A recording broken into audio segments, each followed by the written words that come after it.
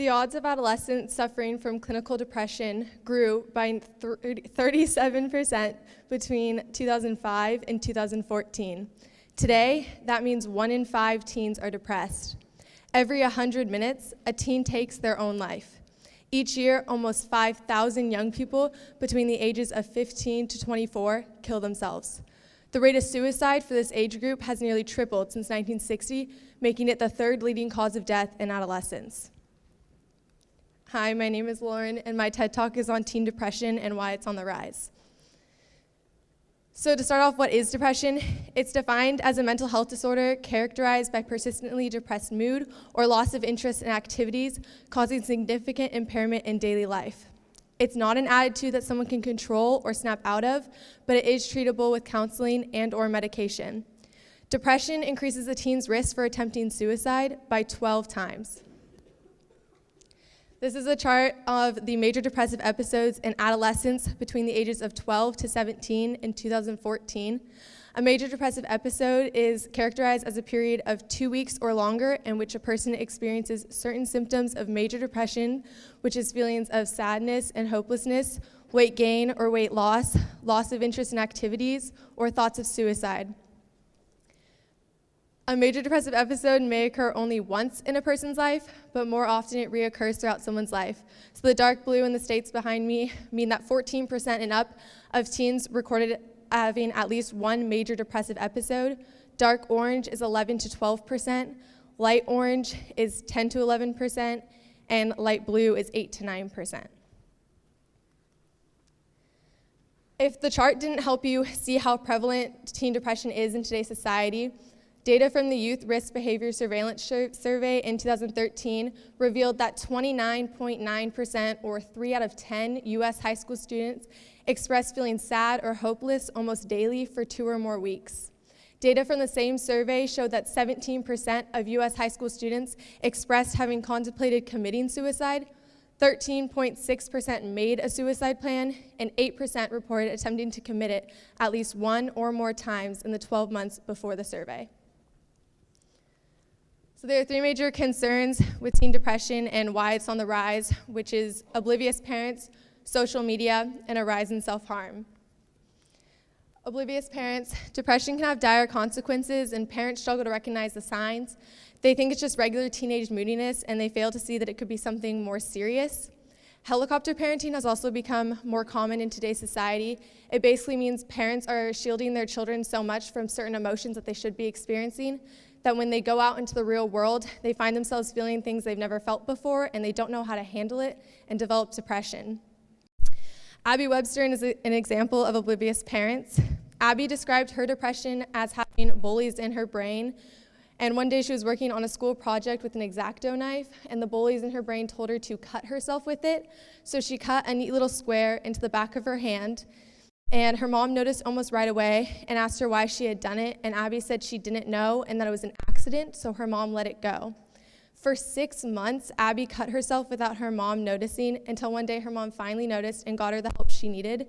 And Abby's mom says the one regret she has with the situation was that she didn't get Abby the help she needed sooner because she feels like she has her daughter back.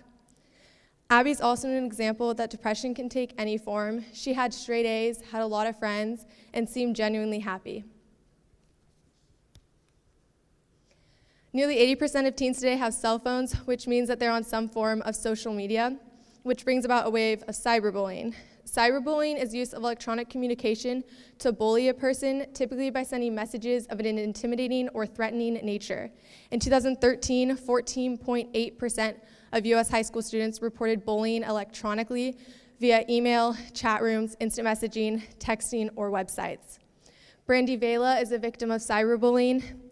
Her tormentors on social media made up fake Facebook accounts where they posted about her weight and her looks.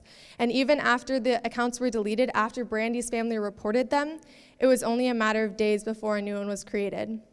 So one day, 18-year-old Brandy texted her parents and her sister that she loved them and basically said goodbye. And her family rushed home to find Brandy in a room with a gun to her chest. And they tried to talk her out of it, but Brandy said she couldn't keep living like this anymore and shot herself in front of them. After her death, People commented on a site that was made in Brandy's memory that she was a fat cow and she should have done this a long time ago. This is a 2015 survey by Common Sense Media. It basically shows how much time teens are spending on their phones and on social media per day. Boys spend about 50 minutes a day and girls about 90.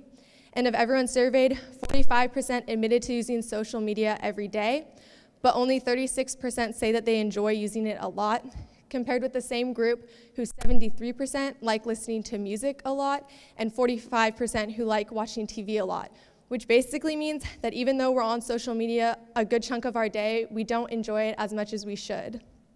However, blaming depression on social media is too vague. It's sort of like saying any kid who's been bullied will have depression. It's too complex of a situation to find an easy answer, but because social media is so new and we know so little about it, it's the reason most parents jump to when they hear that their child is suffering from depression. Self-harm. Information on why teens harm themselves is still being gathered, but psychiatrists believe that they're self-medicating their emotions, sort of like how an adult might be using alcohol. They may want to calm themselves down, or they feel so numb to the world that they just want to feel something. It can also be used as a form of self-punishment, and it's not usually a suicidal gesture, it's just something to help them feel better in the moment. On the screen behind me is a chart of hospitalizations due to self-harm injuries in Canada among girls aged 10 to 17 from 2009 to 2014. In 2009, there was 91 hospitalizations due to self-harm injuries, but in 2014, the number jumped to 173.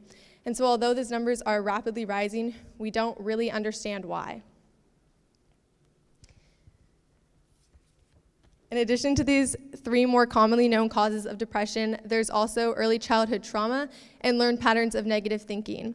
Early childhood trauma falls into 2 categories, which are emotional or physical abuse and the loss of a parent. Both cause changes in the brain that makes a person more susceptible to depression. It doesn't mean that they will have it, it just means that they're more likely to.